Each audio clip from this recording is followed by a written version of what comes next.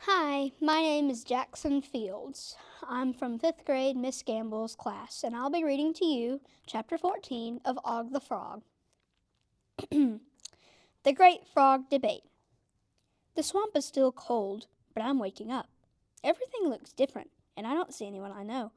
Where are Granny Greenleaf and Uncle Tinwag? Where's my pal Jumpin' Jack? They must be asleep somewhere. Isn't anyone awake? But then I hear them. We are the bullfrogs, defenders of the swamp. We are the bullfrogs, mightier than all. Bullfrogs reign, bullfrogs rule. Rum, rum, rum, rum, rum, rum, rum. Help! They're surrounding me. Can't anyone get me out of here? I'm not sorry to wake up from that daydream. It was a bit too real. Room 26 isn't as noisy as the swamp was in my dream, but there's tension in the air, and the big tads prepare for the Great Frog Debate. That's what they're calling it. I'm as worried as a bullfrog who's lost his voice. I'm as ezzy as a duck stuck in the muck. What I'm trying to say is I am nervous, and so are the big tads. Even Miss Brisbane seems a little anxious today. And Humphrey, he squeaks so much already that I'm afraid he's going to lose his little voice. Squeak, squeak, squeak, squeak, squeak, squeak. I dive into the water side of my tank and try to float. Doze, bee. It's not working today. Say his nose is about 2 inches from a piece of paper. She's been studying, while Heidi is talking to herself. Gail's not giggling at all, and when AJ greets me with his usual, "Hi, Augie," his voice is much softer than usual. Garth cleans his glasses over and over. Mandy frowns. She looks at me, but for once, I just can't make her smile. I don't feel much like smiling either. Tabitha stares into space, looking glum. When I say, "Cheer up," she doesn't even glance my way. I look around my cozy tank with its clean pool of water, the lovely green moss, my rock. Miranda, Richie, and Seth all toss froggy fish sticks into my tank when Miss Brisbane isn't looking. I don't eat them all, because if I'm going back to the swamp, I have to be in shape for jumping. Besides, I'm not really hungry. After taking attendance, Miss Brisbane sends the Tads off to the gym first thing in the morning. I have no idea what they do there, but when they get back, she tells the class that instead of regular subjects, we'll start with the debate. That's good, because I don't think any of my friends could think about anything else this morning. I know the last thing on my mind is math. If amphibians like me could sweat, I'd be sweating. The worst part is, I'm not even sure where my fate should be. When Miss Brisbane says, "Let the Great Frog Debate begin," my fabulous leaping legs suddenly feel all wobbly. Let us start with a speaker on the side of Og moving to the piney woods, she says. A lot of hands go up. Even Heidi, who usually forgets to raise her hand, is even waving hers in the air. Naturally, Miss Brisbane calls on her. Heidi has notes written on a piece of paper. She has a very determined look on her face, but her hands are shaking, and the paper is too. It's not that I don't love Og, because I do, she begins. She glances at my take. I truly do, Og. That's a very good beginning. But he was stolen from his home in Mackenzie's Marsh. And that might have even been illegal, she says. I checked, and it's not illegal here, Miss Brisbane interrupts her. Well, it should be, Heidi replies. It's wrong to take a small, helpless creature away from his family and friends, away from his environment. Miss Brisbane corrects her. I'm still thinking about the small, helpless creature part. Maybe the bullfrogs think of me that way, but I believe I'm an extraordinary leaper, jumper, and helper to all green frogs. If you were taken from your home, it would be called kidnapping, Heidi tells class. I look at the faces of the other big tads, and they are very, very serious. I wish Og could go back to Mackenzie's Marsh, but since he might make his friends sick, he should go to Piney Woods, where he can be in his own environment, Heidi continues. But I can see her lip quiver a bit. Even though I really miss you, Og. She quickly sits down, and Miss Brisbane calls on someone who is keeping me in room 26. I think Og is super cool. AJ bellows. I think you should stay here because he can teach us a lot. Would you like to tell us more about what Og can teach us? Our teacher says. AJ hesitates. Like what amphibians are and what it's like to be cold-blooded and he's so funny when he goes boing. He sits down quickly, just like Heidi did.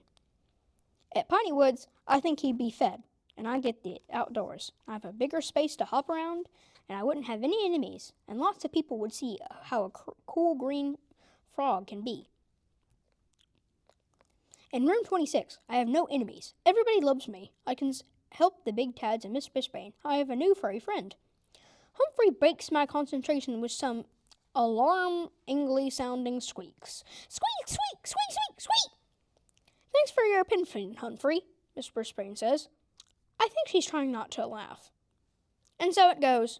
Garth rambles on about how animals should never be taken from the wild and why. But Og has already been taken from the wild, Miss Brisbane says. So now what? Garth mumbles. Piney Woods, and sits down. When Miss Brisbane asks Tabitha, she stares down at her desk and doesn't say anything. I think I see tears in her eyes. Has she changed her mind? Gale is all for keeping me in room 26 because he's cute and we love him and I can tell he likes it here. It's a short answer, but she's right. I do like room 26 and the Big Tads like Miss Brisbane. I do like my new home, clean tank, and having a variety of interesting things to eat. Despite the fact that I peed on her, Mandy thinks I should stay because I made her feel cheerier. That's nice, especially coming from her. Richie's speech is short and sweet. We took Og in as our classroom pet. We shouldn't get rid of him. That's just rude. Seth agrees. Og makes room 26 more fun. And he's good company for Humphrey. I think he's cool too, Kirk says next. I want him to stay. But I wonder if that's selfish. Is he happy here? Would he be happier at Piney Woods? Kirk hesitates. I feel a joke coming on. And why are frogs so happy? He says. Because they eat whatever bugs them. All the Big Tads groan, and Miss Brisbane tells Kirk to sit down. Saya, Miss Brisbane says, I think you are in favor of returning Og to the swamp. Where do you stand on Piney Woods? Saya stands up and hesitates before she speaks. She doesn't have any notes. I just hope that whichever she says, she speaks loudly enough so we can hear her. Yes, Miss Brisbane, I agree with Heidi that Og should have stolen away from his home and family and friends. It seemed wrong to me. It was because it wasn't his choice. Heidi gives Saya a thumbs-up sign. Saya swallows hard and continues. But I have been thinking a lot about my life. I had a home in a different country. My family and friends were there. And then we moved here, to a faraway place that was very different. We had to leave other family members and friends behind. All the Big Tads are very quiet. Even Kirk looks serious for once. Like Og, it wasn't my decision to move, Say continues. My parents said we must leave. It was the hardest thing I've ever done. This is a strange place, but soon I had friends and I even liked this new country. I don't know when it happened, but after a while this became home. I still think of my old home, but this is where I want to live now. It is my true home. Saya stops and looks towards my tank. I can't help wondering if this is how it is for Og. Of course, he loved the swamp and his friends and family, but every day he seems more at home in room 26. He hops and leaps and makes us laugh, and his great loud boings remind me to speak up for myself.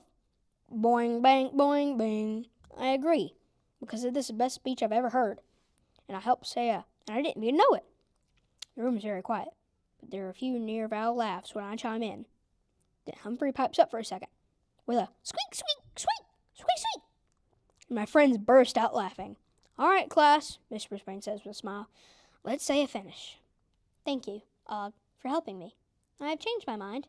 I think you should stay. Saya sits down. I can tell you she's glad to be finished. Thank you, Saya, I say.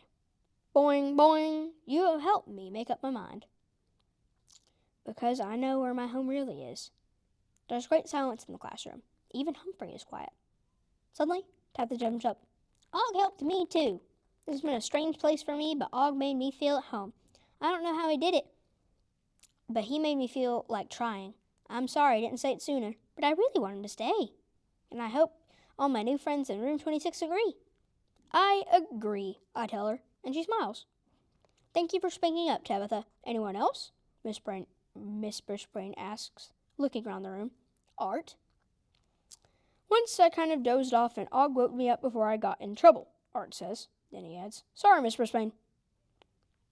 I'll pay more attention next time, she laughs. Og helped me too. I did, didn't I? I made her life easier by liking the mealworms. And I helped get Miss Brisbane's attention so she saw that paper Aldo was so worried about. It's true. I'm doing my part in this classroom, Pet. Now, if only I can keep my job. Thanks to all of you who spoke, Miss Brisbane says. The lunch bell will ring at any moment. I want each of you to write down your decision on one of these slips of paper. She walks around the room, handing them out. Boing. She didn't give me one, or Humphrey. Write down Piney Woods or Room 26. Fold it and put it in the box on the door on your way out. Miss Brisbane continues. Don't put your name on it. This is a secret vote. I see my friends writing, but I can tell what they're jotting down. The bell rings, and one by one, the Tads fly out, each dropping a vote into the box. Thank you, Miss Brisbane tells them as they leave. I'll count the votes when we get back from lunch. Some of the big Tads groan. Ugh! Can you vote them now? AJ asks. After lunch, Miss Brisbane says firmly. They all leave the room, and Humphrey quickly opens his cage door, and just as quickly closes it again. I can see why Miss Brisbane has come back from the classroom. Now, where did I leave my lunch? She says. I don't answer, because I think she's talking to herself. Humphrey stares at her intently as she rummages through her handbag, then through another large bag she carries with her. I'd forget my head if it wasn't attached, she mumbles. I wouldn't like to see a headless teacher. Then she starts opening all the desk drawers and searches them. There's still no lunch, so she flings open the closet door and disappears from view. I can hear her muttering to herself. When she comes out, she says, I know I made my lunch this morning, and then I put it in. She suddenly stops. The car! Oh, and now I'll hardly have time to eat it. She rushes out again. Humphrey and I are all alone again. It's just us and that ballot box in room 26. I stare at the box, knowing my fate will be decided by the slips of paper inside. I'm feeling so jumpy. I hardly notice Humphrey open his cage door and skitter across the table. But as I realize he's sliding down the table leg, I am very nervous. Humphrey, don't go! You won't have time to get back to your cage! He darts across the room. And what's this he has in his mouth? A tiny slip of paper. Come back, I shout, but Humphrey keeps going. The box sits on a stool, and it's a lot lower than our table, but it's very tall for a small hamster to climb. I am amazed that Humphrey neatly climbs into the rungs of the stool and, with great efforts, pulls himself up onto the top. Careful, Humphrey, I tell him. And then he lands on his tippy toes and hangs the rim of the box with one paw. He drops the paper into the box with the others. The box tethers a little and starts to tip. Watch out, I scream and give my danger warning. Scree! Humphrey quickly lets go and slides down the top of the school. And just as he slides down on one leg, the bell rings. Lunchtime is over. Hurry, I shout. Scree! Scree! I just can't help myself. He races across the room as fast as a jackrabbit, grabs the cords to the blinds, and starts swinging. Hurry, Humphrey, I tell him. Please! The door opens and students start to stream into room 26 just as Humphrey lands on the table and speeds toward his cage. My heart is pounding faster than ever as his footsteps run as he runs into the cage and closes the door before anyone, except me, notices. You did it, I tell him. You did it! My neighbor weakly answers with one single squeak. Squeak!